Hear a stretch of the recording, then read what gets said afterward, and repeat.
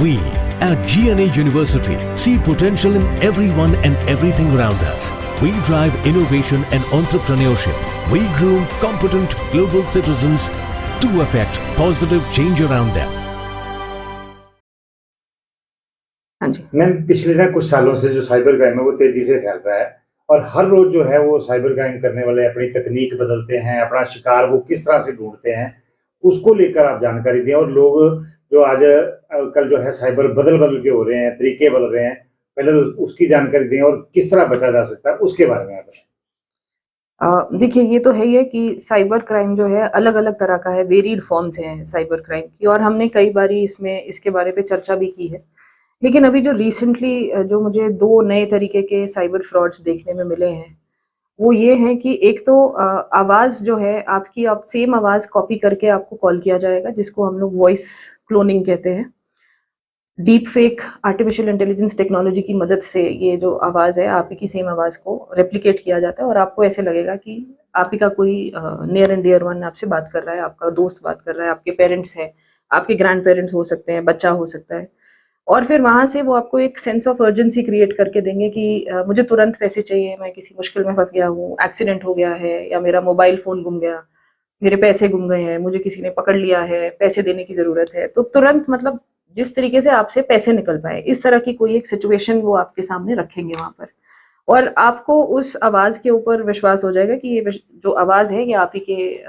जानने वाले की आवाज़ है, एंड आप तुरंत जो है जो भी उसने सामने से डिमांड किया है वो पैसा जो है ट्रांसफ़र कर देते हैं। लेकिन ये जो आवाज़ है, ये डीप फेक टेक्नोलॉजी की मदद से आजकल जो है इस्तेमाल करी जा रही है और इस तरह से लोगों को बेवकूफ़ बनाया जा रहा है। तो इससे बचने के लिए मेरा आपको जो फर्स्ट टिप रहेगा वो ये होगा कि जब भी कोई ऐसी कॉल आए, आप वो वाली कॉल काट के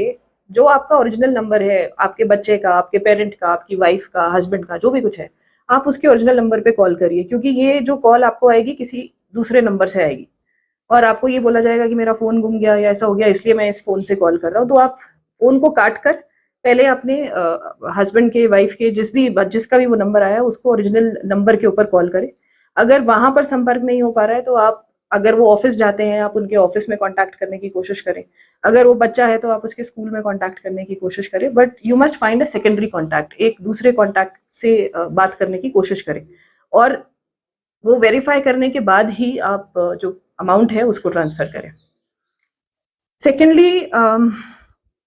एक और तरह का जो स्कैम है उसमें ऐसा है कि यहाँ पर तो सिर्फ आपकी आवाज़ को फेक किया जा रहा है, लेकिन अभी ऐसी टेक्नोलॉजी भी आ गई है जिसमें आपकी वीडियो, आप मतलब प्रत्यक्ष रूप से ऐसे लगेगा कि सामने से आपका बेटा, आपका बच्चा ही बात कर रहा है। वीडियो कॉल भी जो है, जो वीडियोस हैं वो भी डीप फेक टेक्नोलॉजी की मदद से, आर्टिफिशियल इंटेलिजेंस की मदद से उसको भी स्कैम किया जा रहा है। ऐसे ही एक मामला चाइना में हुआ है जहाँ पे 5 करोड़ जो है, एक आदमी के दोस्त ने उसको कॉल किया, वीडियो कॉल किया, और उसको ये विश्वास दिलाया कि वो उसका दोस्त ही बोल रहे हैं, और ये काफ़ी बड़ा एक बिजनेसमैन था और इसने अमाउंट जो है ट्रांसफ़र कर दिया। तो ये केसेस जिस तरह से पूरी दुनिया में आ रहे हैं, ऑफ कोर्स हिंदुस्तान में भी ज़्यादा टाइम नहीं लगता है आने में, तो इंडिया में भी आई एम श्योर ये केसेस जो हैं जल्द ही आएंगे, और हम लोगों, जितना ही हम लोग पहले से अलर्ट रहेंगे, विजिलेंट रहेंगे, उतना ही हम लोग अपने पैसे गंवाने से बच सकते हैं। थर्डली, एक और है जो काफ़ी टाइम से ये वाला जो स्कैम है मार्केट में है, लेकिन इस स्कैम में फ़ोन पे और जो भी आपकी एप्लीकेशंस हैं, जैसे कि पेटीएम है, अमेज़न पे है, यूपीआई से लिंक्ड जितनी भी आपकी ऑनलाइन पेमेंट स्कीम्स हैं, उसमें ये लोग क्या करते हैं, आपको कुछ पैसा ट्रांसफ़र करने के लिए भेजेंगे। आपको बोलेंगे कि मेरा अभी टेक्निकली कुछ सर्वर जो है डाउन चल रहा है, मैं अपने किसी दोस्त को पैसा ट्रांसफ़र करना चाहता हूँ, लेकिन मैं अभी आपके पास भेज रहा हूँ, आप उसको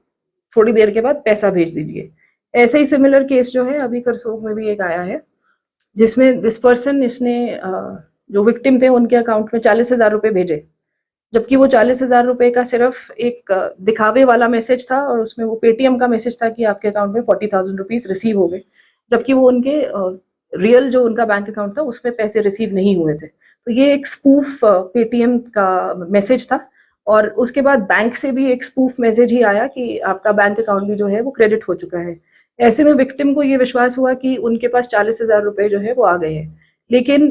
40,000 रुपीज़ का सिर्फ एक स्पूफ मैसेज था, एक नकली मैसेज था, जो कि रियल की तरह दिखाया गया था, ओरिजिनल की तरह। तो इसमें एंड देन उसके बाद उस विक्टिम को ये बोला गया कि आप अब जो है 10,000 रुपये या 20,000 रुपये जो है इस फलाने बंदे के नाम पर भेज दें। अब उन विक्टिम ने सोचा कि 40,000 तो आ गए हैं, अब ये 10,000 भेजने के लिए बोल रहे हैं, and he sent that money. तो वो तो उन्होंने जो पैसा भेजा वो ओरिजिनल था, उनके अपने अकाउंट से पैसा जो है वो भेजा गया।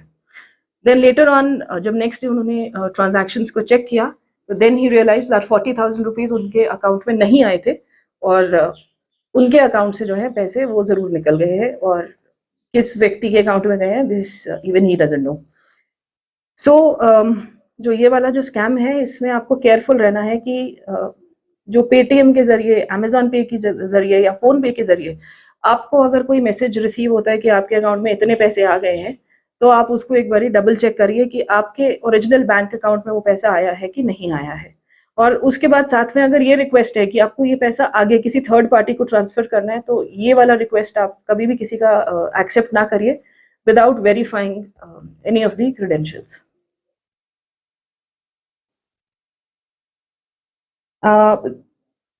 देखिए, सबसे इम्पोर्टेंट चीज़ इसमें यह है कि जब भी आपको कोई अननोन नंबर से कॉल आती है, चाहे वीडियो कॉल है, चाहे ऑडियो कॉल है, चाहे व्हाट्सएप पे कॉल आ रही है, you should never accept that call immediately. आप पहले एक बारी वेरीफाई करें कि ये कॉल जो है आपके नोन पर्सन की ही कॉल आ रही है या किसी और की कॉल आ रही है। जितना अवॉइड कर सकते हैं अननोन कॉल्स को पिकअप करना, आंसर करना, उतना करना चाहिए। फिर भी अगर आप आंसर कर लेते हैं एंड वो पर्सन ये प्रिटेंड करता है कि वो आपको जानता है, तो आप उससे एक दो पर्सनल सवाल पूछिए कि उसको वाकई में उसके बारे में मालूम भी है, क्योंकि हमारी कॉन्टैक्ट लिस्ट की इन्फॉर्मेशन हैक हो सकती है, हमारा व्हाट्सएप हैक हो सकता है, फेसबुक हैक हो सकता है, एंड सारी इन्फॉर्मेशन इन लोगों को हमारे कॉन्टैक्ट्स के बारे में मिल जाती है। फॉर एन एग्जाम्पल, मेरे कॉन्टैक्ट लिस्ट में अगर कोई चौधरी जी का नाम है, तो वो बंदा जो है ऐसे करके बोल सकता है, बेशक वो एक दूसरे नंबर से कॉल कर रहा है और उस नंबर से कॉल नहीं कर रहा है, ही कैन से कि मैं चौधरी बोल रहा हूँ। कई बार हम लोग ऐसे भी लिख देते हैं नीचे चौधरी जी अंबाला से। अब वो इतना भी आपको बोल देगा कि मैं चौधरी बोल रहा हूँ और अंबाला से बोल रहा हूँ, और आपको विश्वास हो जाता है कि ये चौधरी है, अंबाला से बोल रहा है। बट देन आपको कंफर्म करने के लिए कि ये वही है या नहीं है, you should ask some questions जो सिर्फ आपको और उसी को ही पता है और किसी को नहीं पता है। जैसे अगर आपका बच्चा, सपोजिंग आपको लगता है कि ये आपके बच्चे की तरफ से कॉल आई है और ये एक फेक ऑडियो कॉल है, you ask some question, ask personal question, या कोई कोड वर्ड रख सकते हैं जिससे कि ये जो है ये सिर्फ आप ही दोनों को मालूम है और उस फ्रॉडस्टर को या स्कैमस्टर को ये बात नहीं पता होगी। तो ये टिप्स अगर आप ध्यान में रखेंगे तो